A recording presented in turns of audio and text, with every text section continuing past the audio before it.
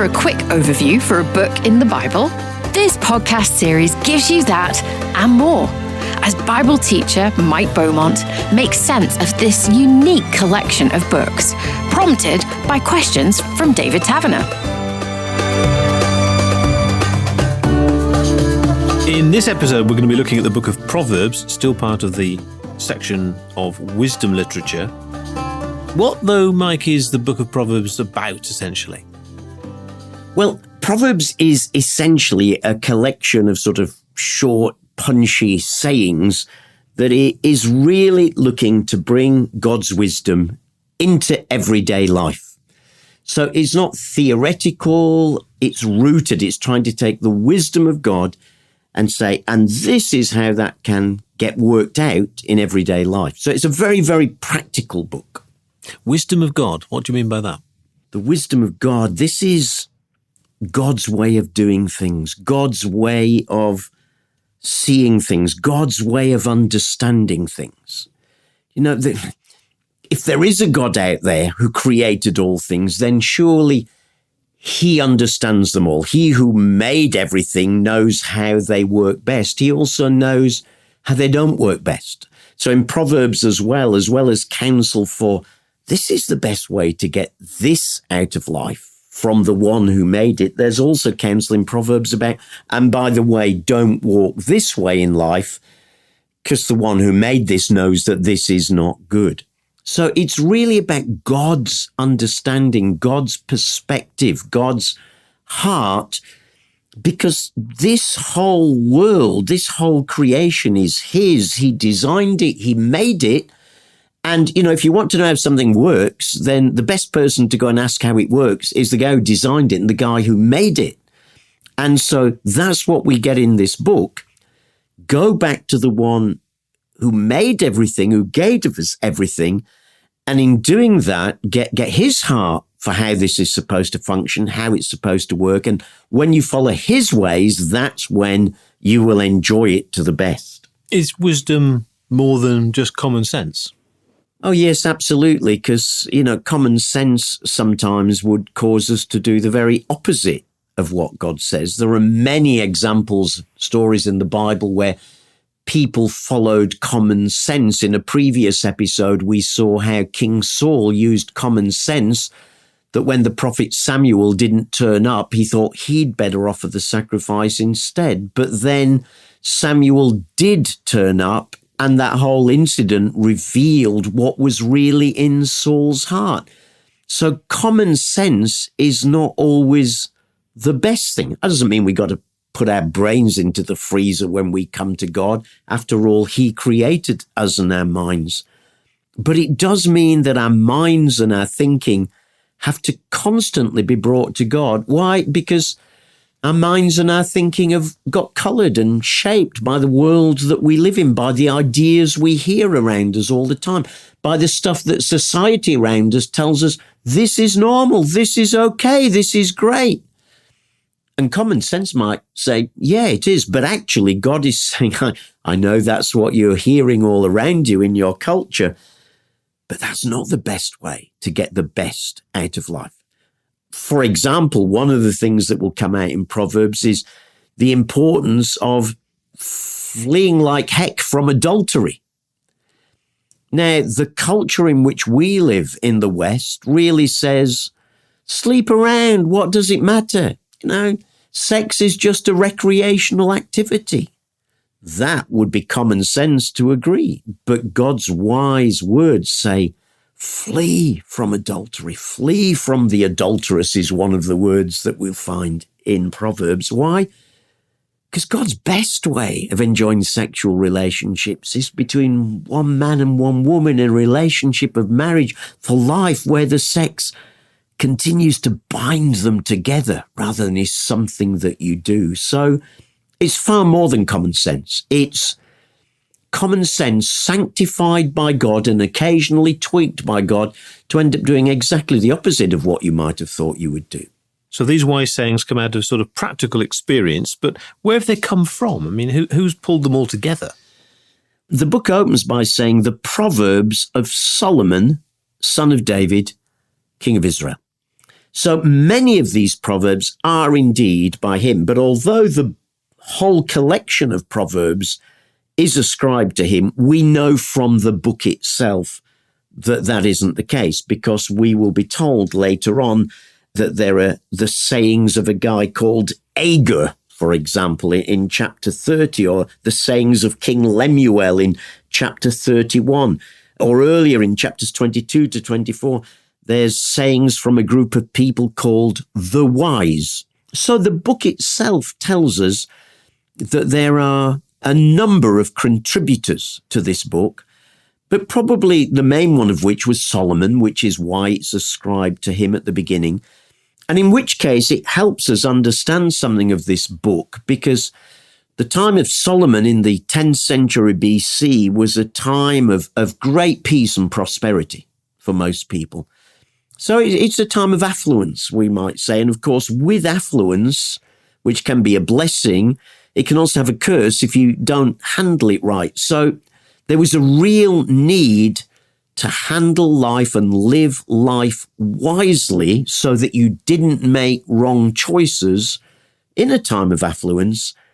And so perhaps that's why this book particularly still has relevance for us today, because, you know, for most of us in the West, we do live in an affluent culture. And, you know, even if we've lost our job in most societies in the West, there's provision from the state to at least help us through that time. So there's some really good wise words here for just be careful in a time of comfort and affluence not to let that take over and to go that way rather than looking for God's wise ways to handle all these things.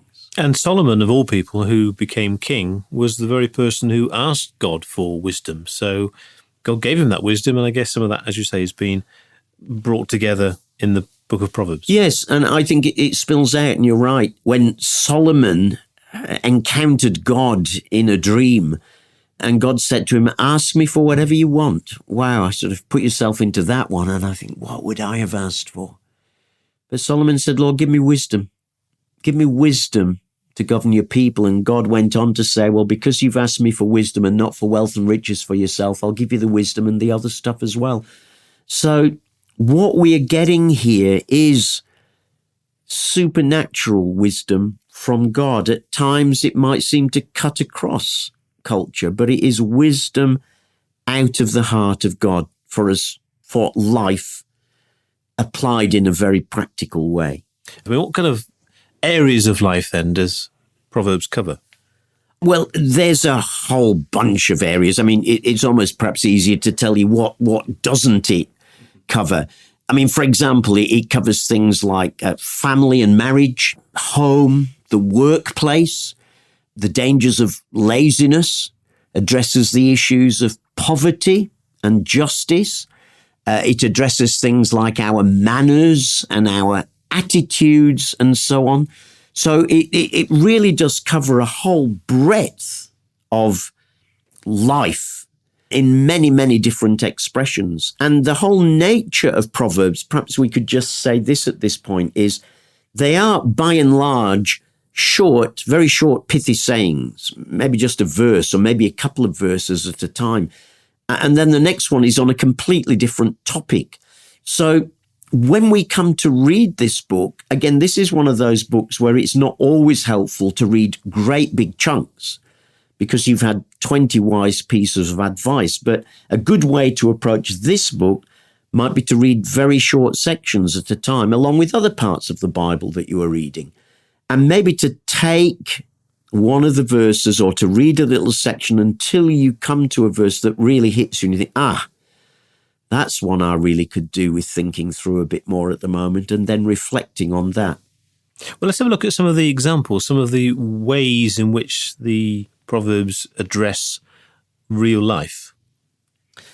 In some ways, perhaps the easiest thing I can do is to say, well, here's some of the Proverbs that have helped me in my role as a pastor and church leader over the years. Because very early on as a young pastor, I came into contact with an older pastor who had built much of his pastoral ministry around the book of Proverbs.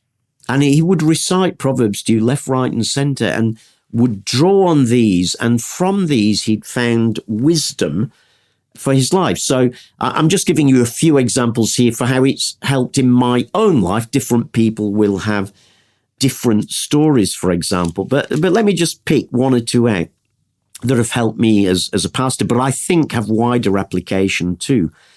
So Proverbs 15, verse 1, a gentle answer turns away wrath, but a harsh word stirs up anger.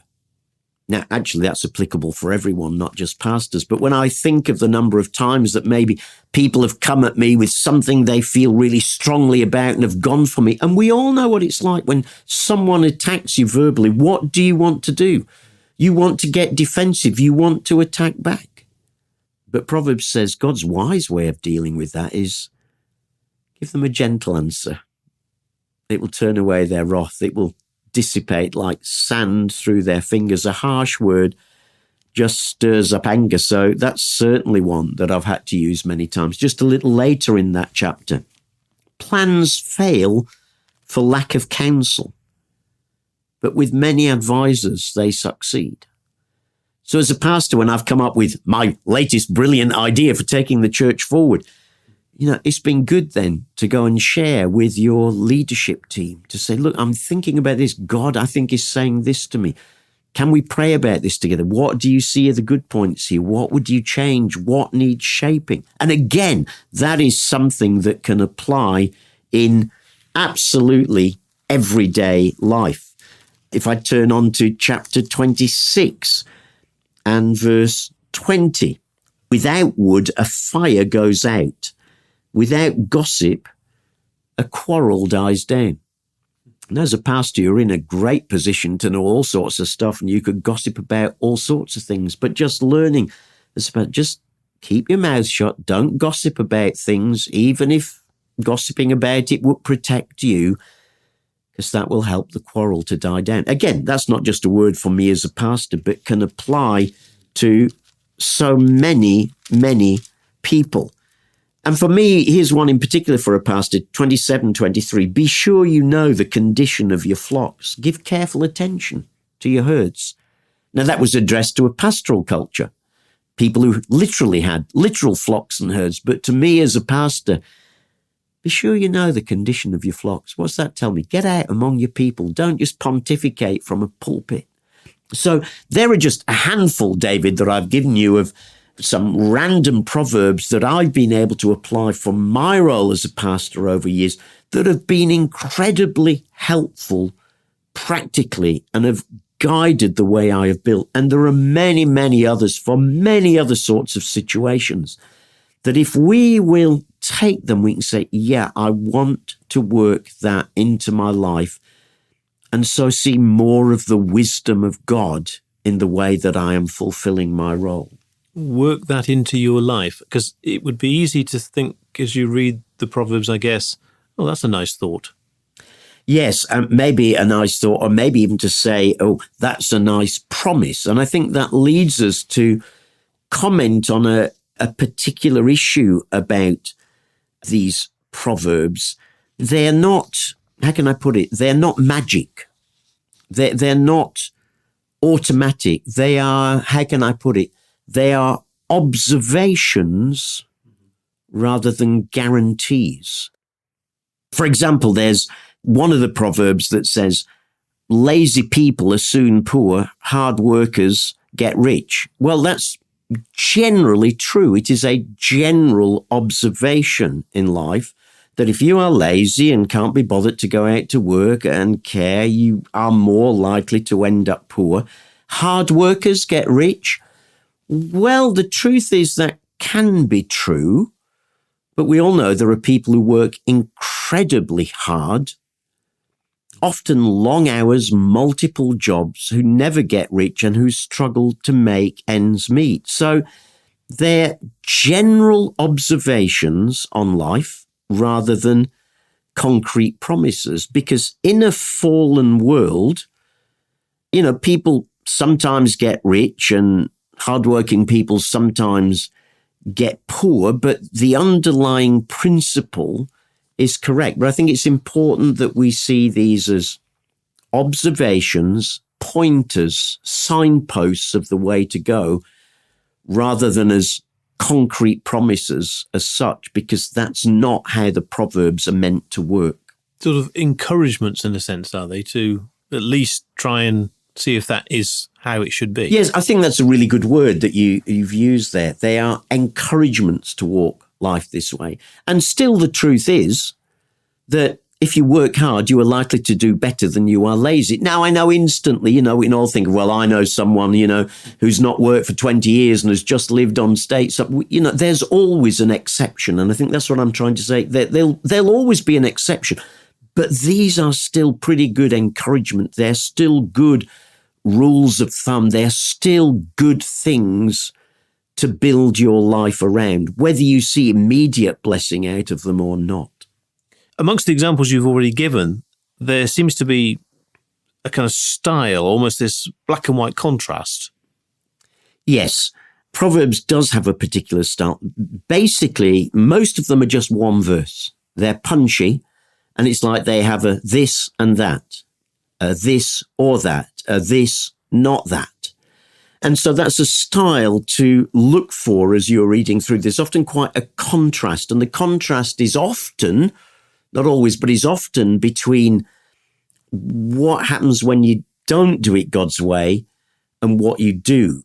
So, when you read, look for the contrast between them, because that helps just unlock the proverb and what you are looking for. So short, punchy sayings, generally just one verse, often built around contrasts.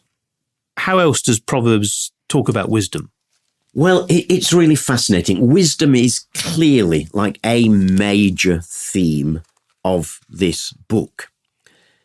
In fact, right back at the beginning of the book, in chapter 1, if I can just read you a few verses there, and then I'll expand and get to answering what you've just asked. Chapter 1 of Proverbs and verse 7 says, "Fear of the Lord is the foundation of true knowledge, but fools despise wisdom and discipline." In chapter 3 and verses 5 to 6, "Trust in the Lord with all your heart and lean not on your own understanding. In all your ways acknowledge him, and he will make your path straight." So there's this constant appeal to the wisdom of God, to what I said earlier, to God's wise ways, wise knowledge, wise heart. Why? Because he was the designer, the manufacturer, the planner, and therefore he knows how these things work best. But there is a section in Proverbs where something really fascinating happens with this idea of wisdom, and where wisdom is so seen as integral to the very being of God, that everything God does is wise. In chapter 8, we have a whole chapter given over to wisdom, and this is really the lengthiest section in the book, and it's all about wisdom, but wisdom is personified, to use a technical term. It's almost seen as a person in its own right, there alongside God. And so wisdom in chapter 8 calls out from God, talking about what wisdom is, how it operates, who it blesses. But let me read a little section to you, which is really quite fascinating. From Proverbs chapter 8 and verse 22 onwards, we'll read this. "The Lord formed me from the beginning, before he created anything else. I was appointed in ages past, at the very first, before the earth began. I was born before the oceans were created, before the springs bubbled forth their waters, before the mountains were formed, before the hills. I was born. Before he had made the earth and the fields and the first handfuls of soil, I was there when he established the heavens. when he drew the horizon on the oceans. I was there when he set the clouds above, when he established springs deep in the earth. I was there when he set the limits of the sea so they wouldn't spread beyond their boundaries. And when he marked off the earth's foundations, I was the architect at his side. I was his constant delight, rejoicing always in his presence. And how happy I was with the world that he created, how I rejoiced with the human family. Now you can hear there what the author has done. Under the guidance of the Holy Spirit, he has turned wisdom into a person. I was there. Wisdom in the first person. And he was there, this wisdom was there, when? From the beginning, before creation, there with God. Why? Because it is an expression of God. But something's starting to happen here that would be a process that would continue. It's almost like that wisdom, it is God and it is from God, but it's almost like a separate person from God. And something interesting happens because over the coming centuries in Jewish tradition, they will become fascinated by this idea of wisdom as a person, wisdom as an intermediary almost between God and man. And you can see in all of that, the Holy Spirit, as it were, preparing people for this idea that the New Testament will reveal to us. That there was someone with God from the beginning, one that it calls not the wisdom, but the Word. John's Gospel opens, in the beginning was the Word, and the Word was with God, and the Word was God. And it's as if God has prepared them culturally over the years, over the centuries, for this idea that there is one who is God, but is distinct from God, who is the wisdom of God, who comes to apply it here on earth. And it's like by the time we get to the New Testament, we're able to say to a Jewish people who by that point were really expecting the wisdom of God to be among us. And here he is, and his name is Jesus. So in a strange sort of way, this passage here hidden away in Proverbs chapter 8 about wisdom is starting to sow the idea of one who would come, who had been with God from the very beginning, the Son of God himself, the Word of God, who would come as God's wisdom lived among us. And it goes right back to this passage here in Proverbs. So with that sort of personification of wisdom, does that help explain why the opposite of wisdom is referred to sometimes as the fool? Yes, absolutely.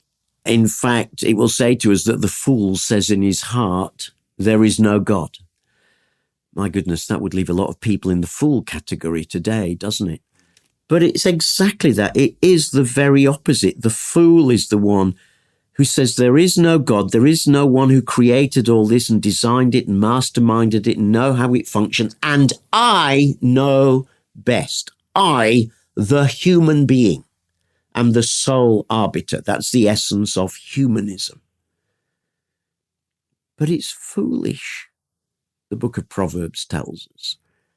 Foolish because it neglects the Creator God who was there and who alone knows best. You know, if my car goes wrong, these days I do not even consider lifting the bonnet to look underneath. When I was young, if it went wrong, I would gladly lift the bonnet and there was loads of space and room under there and lots of things that you could tinker with and do yourself. These days, we all know it's not even worth it. There is so much under there that's electronics and all balanced.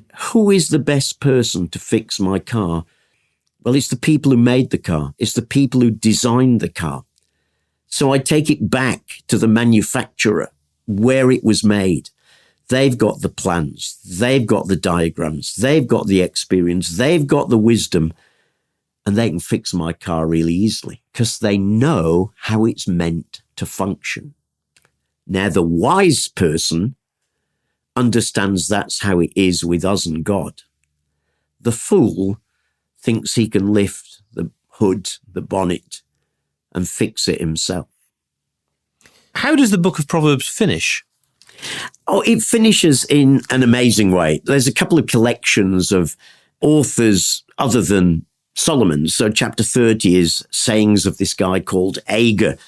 Chapter 31 is sayings of King Lemuel. But then there's what is often put in many of our Bibles as a sort of epilogue at the end of the book, which is often headed The Wife of Noble Character.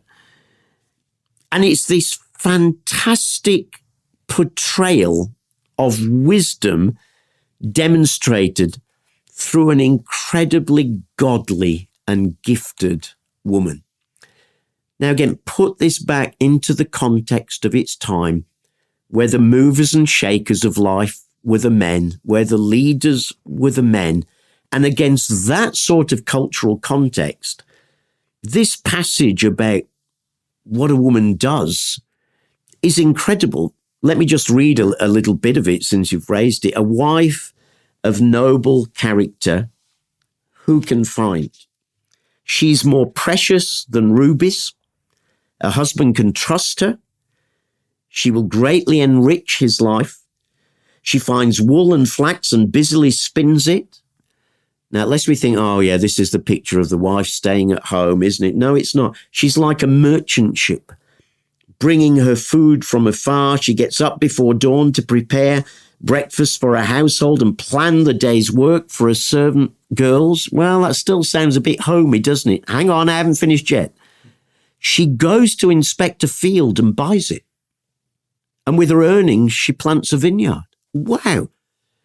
In that culture, this is incredible. This is an expansive, wise view of womanhood that sees her, yes, as fulfilling the cultural norms and duties of home, but as having far more in her than that. She's energetic and strong and a hard worker. She makes sure her dealings are profitable. Her lamps burn late into the night. Her hands are busy spinning thread. She extends a helping hand to the poor.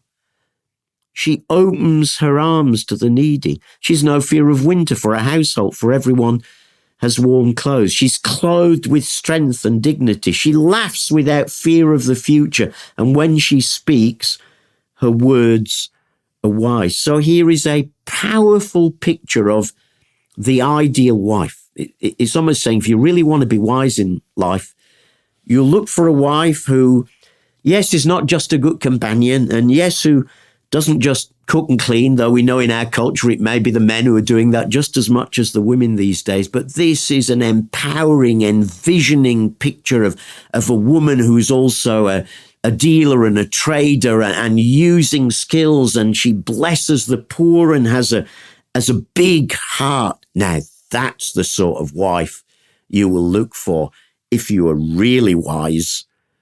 The book of Proverbs ends by saying, because charm is deceptive and beauty does not last. That's a wise word for today, where looks are often praised as the highest thing. Charm is deceptive and beauty does not last, but a woman who fears the Lord will be greatly praised. What would be your best approach to making the most of the Proverbs? Well, I think read it in small chunks, because even reading 6 verses might have given you 6 different ideas. Read it in small chunks. Meditate on the one that leaps out to you or that speaks into your situation, but then really take it and look for, okay, so what does this mean for me today? How today am I not going to be the gossip, but how am I going to pour water onto that situation rather than oil that I came up with yesterday when all this was happening? So look to apply it to life.